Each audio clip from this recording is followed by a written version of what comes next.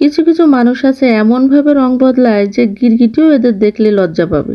গিরগিটিও বলবে আসলে আমি তো এতটা রং বদলাই না যতটাই মানুষ রং বদলায়। এদের দেখলে হাসবো না কাঁদবো এটাই আসলে বুঝে উঠতে পারি না। হ্যালো এভরিওয়ান, আসসালামু আলাইকুম, কেমন আছেন সবাই? রোজি ফ্যামিলি ব্লগ থেকে নতুন আরেকটি ভিডিও নিয়ে চলে এলাম। ভিডিওটি শেষ পর্যন্ত দেখার অনুরোধ রইল। ভিডিওটি দেখার আগে অবশ্যই একটি লাইক দিয়ে ভিডিওটি দেখা শুরু করবেন। ভিডিওটি যদি কোথাও ভালো লেগে থাকে তো আমার পেজের পাশে থাকবেন। আমার একটা ইউটিউব চ্যানেল আছে, সেই চ্যানেলের পাশে থাকবেন। কাটাকুটি কমপ্লিট করে আসলে রান্না করতে যাব। তো আজকে আমি একটা ভর্তা করব আর কি, টাকি মাছের ভর্তা করব। সেই ভর্তাটা করার জন্য কিন্তু আমি পেঁয়াজ, কাঁচামরিচ, আদা কুচি করে নিচ্ছি। টাকি মাছের ভর্তা কিন্তু অনেকেই শুধু ভেজে করে আর কি। আর টাকি মাছটা অনেক সময় অনেকটা ছোট হয়, যার কারণে ভাজার পরে কিন্তু মাছটা বেশি নেওয়া যায় না, সেটা কাটার সাথে লেগে থাকে। আমি যেভাবে ভর্তা করব সেইভাবে যদি টাকি মাছটা সিদ্ধ করে নেওয়া হয়, সেইভাবে কিন্তু কাটা ছাড়া আর কোনো কিছুই বাদ যাবে না। ভাজার পরে যেভাবে লেগে থাকে সেভাবেও কিন্তু আর লেগে থাকবে না।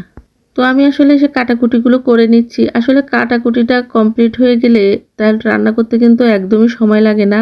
আর আমি তো টুইন বেবির জন্য ওইভাবে বসতে পারি না। ওদের সাথে যখন বসে থাকি তখন কোনো সমস্যা নেই, আর কোনো ব্যাপার না, রান্নাঘরে তারা আসবে না। কিন্তু যেই আমি রান্নাঘরে রান্না করতে চলে আসব ঠিক সেই সময় তারা রান্নাঘরে তাদের যত কাজ থাকে। আর রান্নাঘরে এসে আসলে রান্না করার সময় কিসে হাত দেয় এই টেনশনে থাকি। এই জন্য আমার রান্না করতে অনেকটা দেরিও হয়ে যায়। যেহেতু একা মানুষ, একটু দেরি হলেও আসলে আমার কোনো কিছু করার থাকে না, কারণ বাচ্চাদের একটু খাইয়ে দাইয়ে ওদের একটু খেলা করার মুডে যখন থাকে তখনই আমি রান্না করতে চলে আসি। তারপরেও তারা আসবে, আসলে কিছু করার নেই, ওইভাবে কোনো রকম রান্নাটা করে নেই আর কি।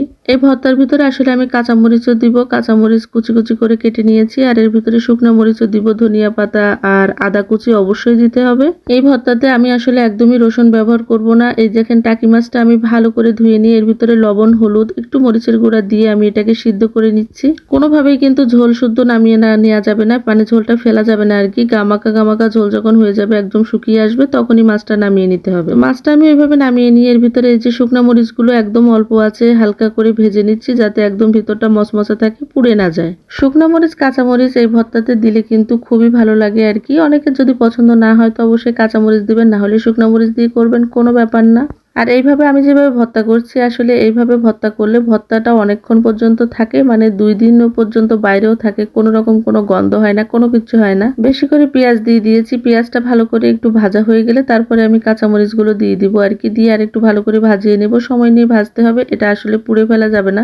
টাকি মাছ আসলে অনেকে খেতে পছন্দ করে না, একদমই অনেকে পছন্দ করেই না, কিন্তু ভর্তা হলে কিন্তু খেতে ভালো লাগে।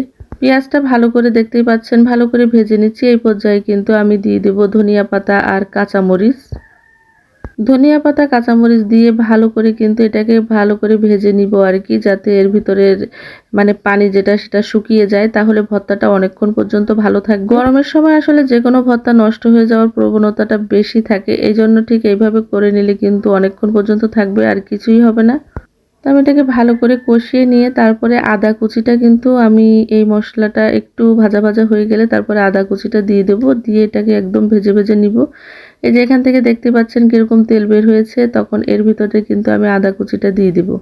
আদা কুচিটা লাল লাল করে ভেজে নিয়ে তারপরে কিন্তু আমি আবার এই পেঁয়াজ, কাঁচামরিচ, ধনিয়া পাতা একসাথে করে ভেজে নিয়ে এর ভিতরে আমি মাছটা দিয়ে দিব।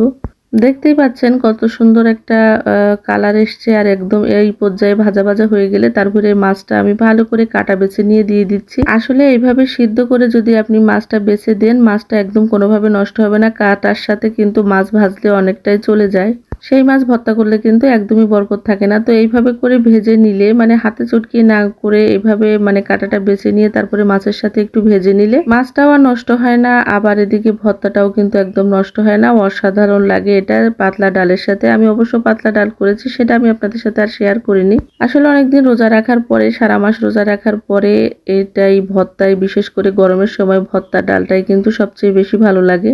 আমার মতো কে কে ঠিক এইভাবে ভর্তা করেন অবশ্যই কমেন্টে জানাবেন। আর ভিডিওটি যদি কোথাও ভালো লেগে থাকে লাইক, কমেন্ট, শেয়ার করে আমার পেজের পাশে থাকবেন। রোজি ফ্যামিলি ব্লগ নামে আমার একটা ইউটিউব চ্যানেলও আছে, চাইলে ইউটিউব চ্যানেলটা ভিজিট করে আসতে পারেন। ঠিক মতো আসলে আমি ভিডিও আপলোড করতে পারছি না, যে কোনো ভিডিও, বড় ভিডিওটা প্রত্যেকদিন একটা করে দিতে যাচ্ছি, কিন্তু সেটাও আসলে হয়ে উঠতেছে না আমার কাছে। এখন আসলে আগে বাচ্চা পরে ভিডিও, তারপরে যতটুকু সময় পাচ্ছি ততটুকু শেয়ার করছি। তো আজকে এই পর্যন্তই, আল্লাহ হাফেজ।